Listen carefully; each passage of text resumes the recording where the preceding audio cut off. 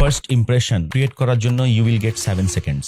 মানে আমাদের যারা এপিসোডস গুলো দেখে মোটামুটি তারা এই ব্যাপারগুলো জানে যে কমিউনিকেশন স্কিলস আমাদের দরকার, বাট ফর্মুলাটা কি, স্টেপস গুলো কি, এটা যদি আরেকটু ইলাবোরেট করতেন যে আচ্ছা আমি কমিউনিকেশন স্কিলসে আমি এক্সপার্ট হইতে চাই, আমি আপনার লেভেলে যেতে চাই, কি করা উচিত হবে?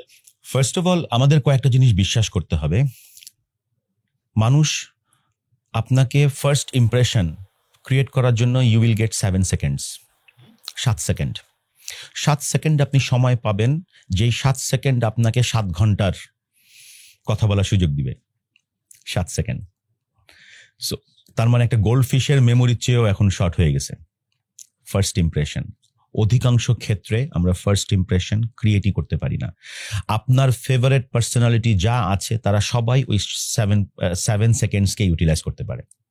আপনার ফেভারিট যে কোনো একজন মানুষের চেহারা আপনি কল্পনায় করেন, আপনি দেখবেন প্রথম 7 সেকেন্ডেই সে আপনার মন জয় করে ফেলেছে। That's call first impression. এটা আমাদের বাংলাদেশে ভেরি রেয়ার অ্যান্ড টাফ। প্রথমেই এসে তার ইন্ট্রোডাকশন দেয়, সে কি করেছে গত 20 বছরে, কে শুনতে চায় আপনার এই কাহিনী, তার সাথে আপনি কথা বলেন। নাম্বার 2, 93% হচ্ছে আপনার বডি, 7% হচ্ছে আপনার শব্দ। 7% শব্দ দিয়ে দুনিয়া জয় করবেন, আর 93% বডি দিয়ে আপনি আত্মবিশ্বাসী করবেন, আর একজনকে বিশ্বাস স্থাপন করতে সাহায্য করবেন। মানে একজন আপনাকে দেখে বিশ্বাস করবে যে no, he is the right man or he is the right person. যখনই আপনি 7% ওই শব্দগুলো ব্যবহার করবেন, সেগুলো হয়ে গেছে কাজ, এই তো 100%।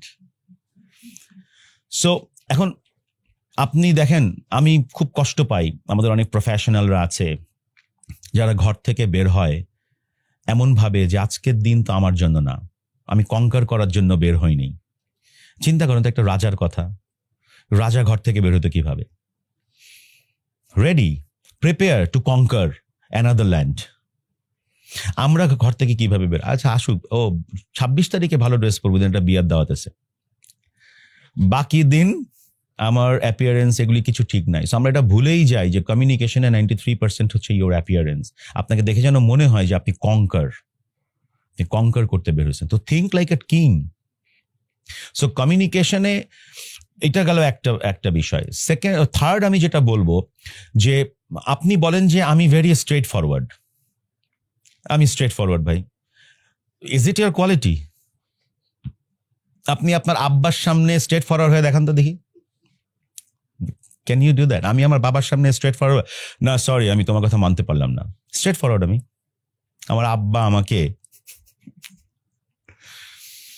সো আমি যখন আমার বাবার সাথে কথা বলতে যাই, আমি বলি, আব্বু একটা ছোট্ট কথা বলবো, আমার একটা পিকনিক আছে, 1,500 টাকা লাগবে। দেখেন গলার আওয়াজটাও কেমে নেমে গেছে।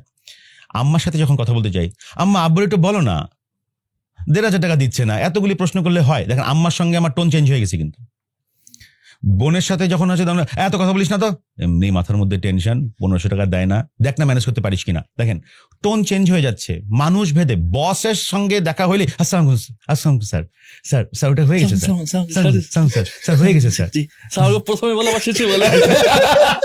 বলে বলার পরে রাইট। আপনি স্ট্রেট ফরওয়ার্ড হলেন কোথায়?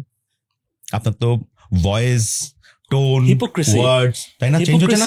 এটা হচ্ছে আপনার হিপোক্রেসি, যে আপনি বলেন আমি স্ট্রেট ফরওয়ার্ড, আমার কোনো কিছু দরকার নাই।